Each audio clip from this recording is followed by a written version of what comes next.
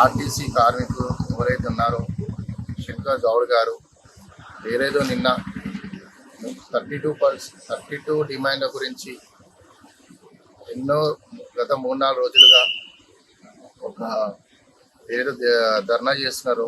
ఆ ధర్నాలో భాగంగా తను అతి ఉత్సాహంతో ఏమిటి ఇలా అయితే అలా కాదు అని చెప్పి తను ఏదైతే పెట్రోల్ పోసుకొని తనకు తాను అంటించుకొని ఈరోజు నిన్న మరణించారు. సో అదే బీసీవై పార్టీ తరఫున బోడే రామచంద్ర గారి ఆదేశంలో ఆయన కుటుంబానికి మద్దతు తీసుకెళ్ళడానికి అందరం వెళ్ళాము. బీసీవై పార్టీ కుటుంబ సభ్యులందరము.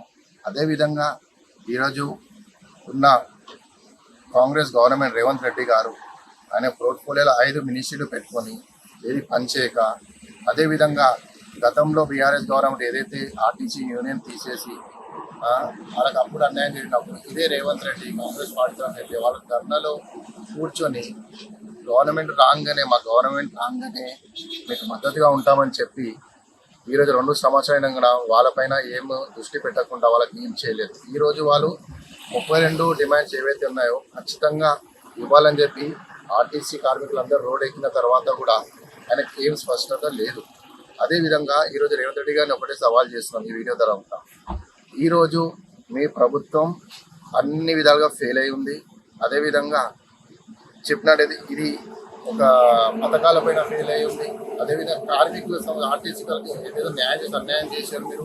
ఈరోజు ఈ కుటుంబానికి ఏదైతే అయ్యిందో మిగతా కార్మికులు కూడా ఇలా అతి ఉత్సాహంతో వెళ్ళి ఆత్మహత్య లాంటివి ఏవి చేసుకోకుండా ధైర్యం కొట్లాడితే వస్తాయి, మీ డిమాండ్స్ అన్నీ ఉంటుంది.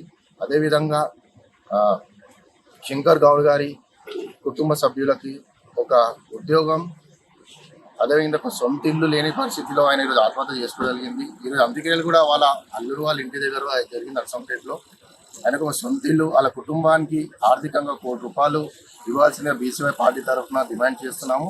అదేవిధంగా ఏదైతే ఈరోజు అయిందో అక్కడ అంత్యక్రియల దగ్గర కార్యాలయ కుటుంబ సభ్యులు విలేజ్ పీపుల్ తప్ప కార్మికులను కానీ అదర్ పార్టీస్ వాళ్ళని కానీ ఎవరిని కూడా పోలీసు వాళ్ళు ఎవరు రానియకుండా అంత్యక్రియలు ఏదో నార్మల్ చేయడం జరిగింది. మామూలుగా ఎవరు ఎక్కడ చనిపోయినా కానీ వాళ్ళకి చిన్న స్వతంత్రం ఉంటుంది అంత్యక్రియలు చేసుకుని. ఈరోజు అంతగా తక్కువగా చాలా బాధాకరం.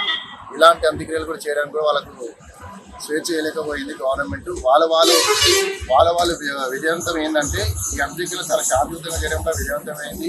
పోలీసు వాళ్ళు చాలా బాగా పనిచేసింది. అక్కడ ఉన్న విలేకరులను కానీ లీడర్స్ కానీ అందరినీ చాలా మంచిగా అందరినీ అరెస్ట్ చేసి వాళ్ళ సరణలో పెట్టుకొని అంత్యక్రియలు కలిగిస్తున్నారు. ఇదే విధంగా ఈరోజు మా డిమాండ్ ఏంటంటే రామచంద్ర యాదవ్ గారి డిమాండ్, బీసీవై పార్టీ తరఫున డిమాండ్ ఏంటంటే ఆ కుటుంబానికి ₹1 కోటి ఇవ్వాల్సిందే, ఒక సొంత ఇల్లు కట్టి ఇవ్వాల్సిందే వాళ్ళ కుటుంబ సభ్యులకు. అదేవిధంగా వాళ్ళ అబ్బాయికి ఒక గవర్నమెంట్ జాబ్, అది కూడా ఆర్టీసీ దాంట్లో కాదు, సెక్రటరియట్లో కూడా ఒక ఉద్యోగం కావాలి.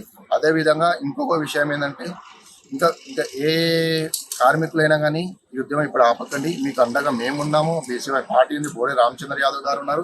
ఖచ్చితంగా మేము 32 డిమాండ్లు ఏవైతే ఉన్నాయో అవి మీకు వచ్చిన దాకా గవర్నమెంట్ దిగి వచ్చేదాకా మీతో పాటు మేము పోరాడుతాము. మీతో అన్ని రకంగా అందుబాటులో ఉంటామని చెప్పి తెలియజేస్తున్నాం. Thank you.